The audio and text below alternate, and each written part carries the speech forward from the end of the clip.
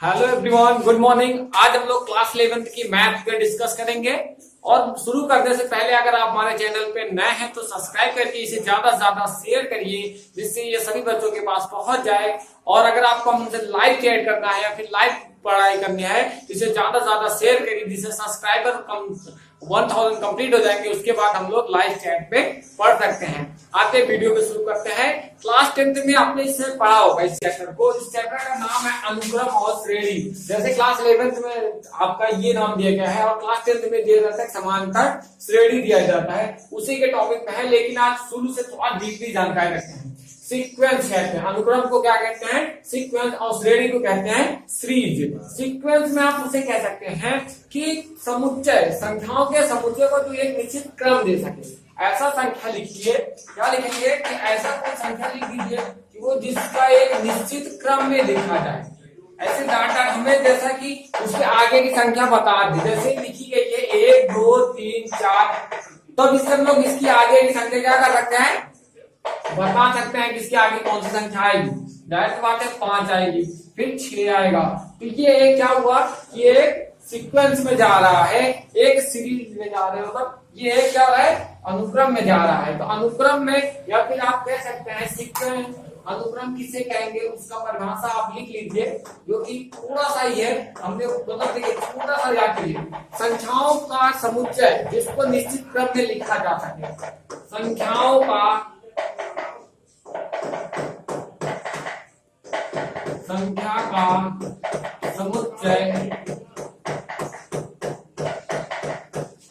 जिसे निश्चित क्रम में लिखा जा सके।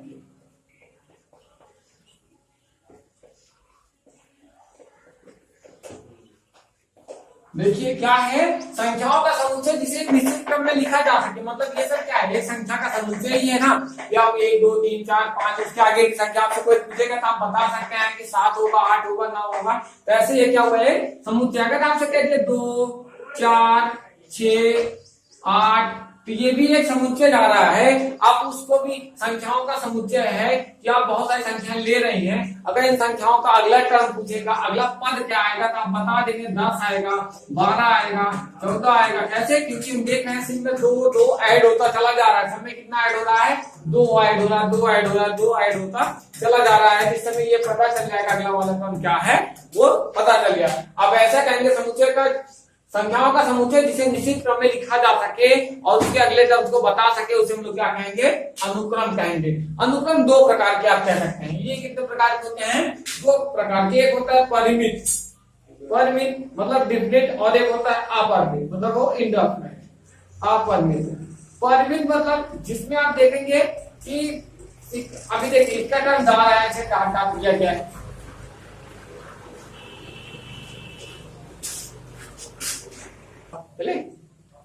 परमित और अपरिमित 2 प्रकार के। परमित उसका है जो मतलब आपको दर्शाया जा सके, जैसे कोई सीक्वेंस आ रही है वो अंत तक ना जाए, मतलब पूरा भी उसका टर्म पता है कि अभी इसका क्या हुआ कि ज्यादा ज्यादा दे दिया कि 2 4 6 डाट डाट डाट आपको दे दिया गया 20। मतलब ये क्या हुआ? ये सीक्वेंस 2 से शुरू होकर 20 तक ही जाएगा। कितना जा रहा है? 2 से लेके 20 तक जा रहा है। तुझे कहेंगे वो कैसा सीक्वेंस है या फिर वो कैसा अनुक्रम है?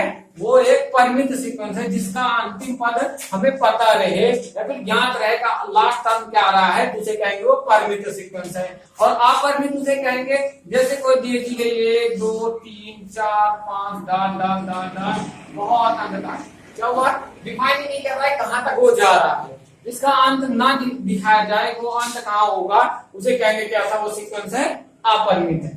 ठीक है, देखिए आप क्लास में पढ़े हैं उसको थोड़ा सा याद करेंगे और यहाँ थोड़ा समझ लीजिए बस। अनुक्रम किसे कहेंगे पहले ही जान लीजिए। अनुक्रम संख्याओं का समुच्चय जिसे निश्चित क्रम में लिखा जा सके। अब कोई संख्या दी है उसे अगर वो निश्चित क्रम में लिखा गया वो क्या होगा? एक अनुक्रम में होगा, श्रेणी में होगा। और अगर परिमित और अपरिमित 2 प्रकार के। परिमित उसे कहेंगे जिसका लास्ट टर्म क्या हो, डिफाइन कर दिया जाए भैया यहीं तक जाएगा, वो 20 तक की जाएगी गिनती, उसके आगे 20 बार नहीं जाएगी। और कोई अगर दे दिया कि लास्ट टर्म उसका नहीं पता चलता, वो बहुत अंत तक चला जाएगा, इनडिफाइनाइट तक चला जाएगा, इनफाइनाइट तक चला जाएगा, यंग टर्म चले जाएंगे, तो वो आपको क्या हो जाएंगे, कैसे सीक्वेंस में पढ़ेंगे ये आप पर भी पड़ेगा। ठीक है, अगर जैसे दे दिया क्या है कि 1 7 3 9 15 फिर 21 39 ऐसे करके दिया जा रहा है, जिसमें कोई टर्म्स आपको पता नहीं चल रहा है। पहला 3 है, इसके बीच में 3 का अंतर है, इसमें 6 का आ रहा है, इसमें भी 6 का आ रहा है, इसमें देखेंगे 6 का आ रहा है, मतलब कुछ अलग अलग क्या है ना, तो आपका अलग टर्म्स आ रहे हैं, अलग कोई सीक्वेंस नहीं बन रहा है। अगर कोई भी एक अनुक्रम नहीं बन रहा है तो ये क्या होगा, अनुक्रम में नहीं है। उसे अनुक्रम में रहने के लिए वो एक निश्चित क्रम में लिखा जाना चाहिए। अगर वो अनुक्रम है क्या होगा, वो एक निश्चित क्रम में लिखा जाएगा। तो हमारे जो है 3 प्रकार के हैं, ये अनुक्रम कितने प्रकार का है, 3 प्रकार का है अनुक्रम। 3 प्रकार के कौन कौन से हैं आपका, एक पहला दूसरा तीसरा, 3 डाल लीजिए। पहला तो पढ़े होंगे समांतर क्रम, कैसा है, समांतर श्रेणी। समांतर श्रेणी जिसको एपी से डिफाइन करेंगे, किससे, एपी से। दूसरा आप कहेंगे गुणोत्तर श्रेणी, गुणोत्तर श्रेणी, इसको आप जीपी से दिखाएंगे, इसको ऑटोमेटिक प्रोग्रेस और ये आपका ज्योमेट्रिकल प्रोग्रेस कहते हैं। ठीक है, इसी वजह से जीपी है। और तीसरा आपका हरात्मक श्रेणी, क्या है, हरात्मक श्रेणी, हरात्मक श्रेणी, और इसको एचपी से दिखाएंगे। तीनों पता चल गए। 3 श्रेणियां आएंगी अनुक्रम में आपका, एक होगा समांतर श्रेणी, एक होगा गुणोत्तर श्रेणी, एक होगा हरात्मक श्रेणी। अब सबसे पहले एक देख लेते हैं ये क्या है, समांतर श्रेणी क्या है, समांतर श्रेणी, या फिर इसको बता सकते ये एपी क्या है। ठीक है, अभी देखिए एपी उसे कहेंगे कि 2 क्रमागत, क्या, यदि किसी श्रेणी के 2 क्रमागत पदों के बीच का अंतर क्या हो, समान हो। पहले परिभाषा लिख लें, यदि 2 क्रमागत पदों के बीच का अंतर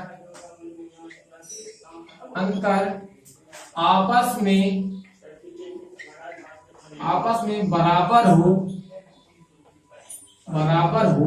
ठीक है, यदि 2 क्रमागत पदों के बीच का अंतर आपस में बराबर हो तो वे कैसे अनुक्रम होंगे, तो वे समांतर श्रेणी कहलाएगी। कैसी श्रेणी कहलाएगी, समांतर श्रेणी कहलाती है। कैसी, यदि 2 क्रमागत पदों के बीच, क्रमागत मतलब एक पद आ रहा है उसके आगे वाला पद। ठीक है, अभी जैसे देखिए क्या है, 1 3 5 7 9 11 ऐसे दिया गया है। ये क्या दिया गया है, एक सीक्वेंस दिया गया ना, तो सीक्वेंस आपका जो दे दिया गया, इसे कह रहा है पहचानिए ये कैसे सीक्वेंस में दिया गया है। अगर इसको पहचानने के लिए आपसे कहा जाएगा तो आप देखिएगा सिर्फ इसमें 2 क्रमागत टर्म्स ले लीजिए, 2 क्रमागत पद, चाहे 1 और 3 ले लीजिए। क्या लेंगे, 1 और 3। तो 3 में से अगर 1 को घटाएंगे कितना आएगा, 3 माइनस 1 करेंगे कितना आ गया, 2, मतलब इसके बीच का अंतर कितना है, 2 है। 5 में से 3 घटाएंगे कितना आएगा, 2। 7 में से 5 घटाएंगे कितना आएगा, 2। 9 में से 7 घटाएंगे कितना आ रहा है, 2। 11 में से 9 घटा रहे हैं कितना आ रहा है, 2। हर जगह आपका जो अंतर आ रहा है वो कितना हो रहा है, 2 की आ रही है। तो आप लोग इसमें कह सकते हैं कि इसका अंतर कितना है, सर्वांतर इसे कहते हैं। क्या हो गया, सर्वांतर, मतलब हर जगह, सर्व माने हर जगह, अंतर, जो हर जगह अंतर है वो सर्वांतर होता है। इसे डिफरेंस कहते हैं। किससे कहते हैं, डिफरेंस डी से। और ये बराबर इसमें कितना आ रहा है, 2 आ रहा है। जिससे हम लोग कह सकते हैं कि हर जगह इसका अंतर क्या है, बराबर है। तो ये कैसी श्रेणी में है, एपी श्रेणी में है, या फिर एपी श्रेणी में है। ठीक है, अब देखिए एपी में आप देखिए, अभी जैसे ये टर्म जाता चला जा रहा था, बढ़ता चला जा रहा है, ये विषम संख्याओं का टर्म देख रहा है ना, 1 है, 3 है, 5 है, 7 है, 9 है, 11 है, ऐसे करके ये आगे बढ़ता चला जा रहा है। अगर इसमें कोई कहेगा जनरल टर्म, क्या कहेंगे, जनरल टर्म, या फिर व्यापक पद, या फिर आपको कोई कहेगा यनवा पद।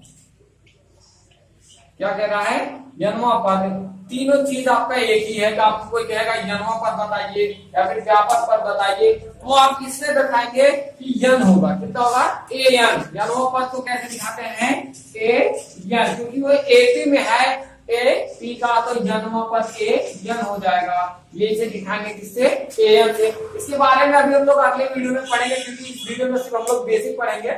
इसे आप इतना जानिए कि अगर वो सीक्वेंस जो सीरीज दिया जाएगा, श्रेणी दी जाएगी, उनके बीच का अंतर, अगर अंतर मतलब घटाने पे जो पहले वाले में से उससे पहले वाले पद को घटा देंगे, अंतर अगर हर जगह बराबर आ रहा है तो वो कैसी श्रेणी होगी, आपका समांतर श्रेणी होगा, वो एपी में होगा। अब दूसरा देख लीजिए जीपी। दूसरा क्या है, दूसरा आपका है जीपी, गुणोत्तर श्रेणी। कैसा श्रेणी, गुणोत्तर श्रेणी।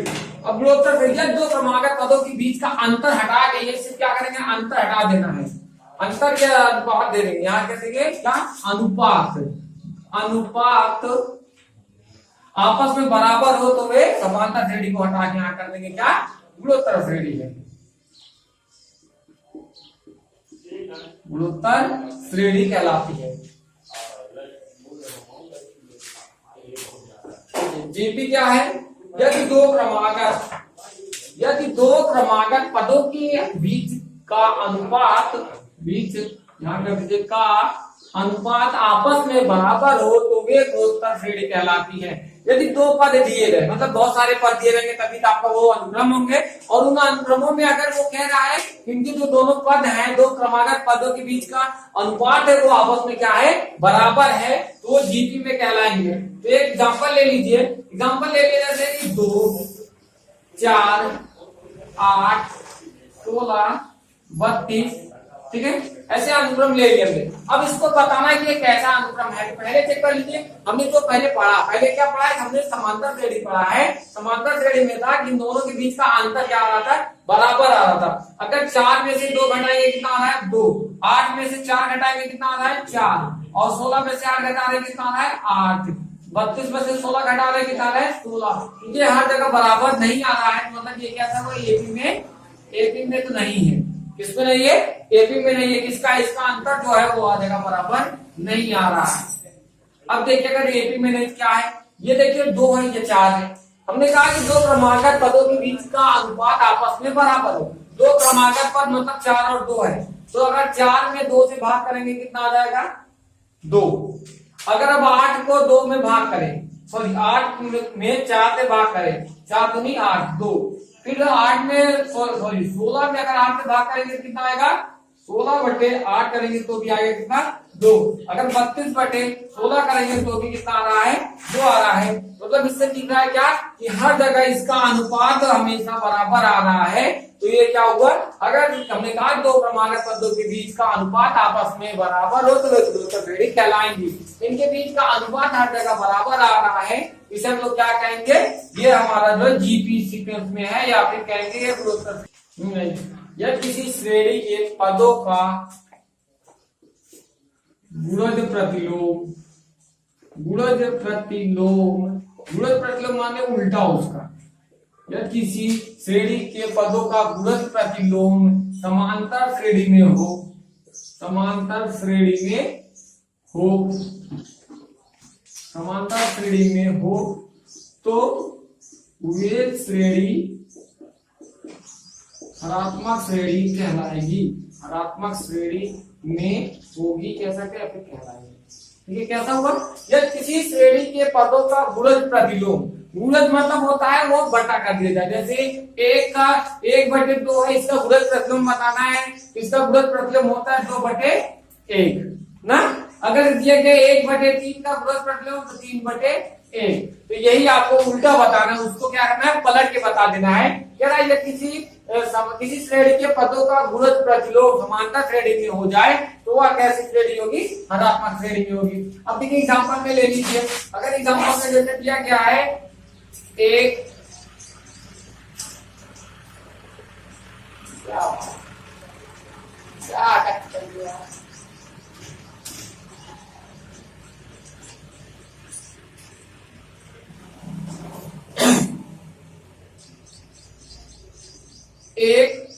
एक बटे 3 1/7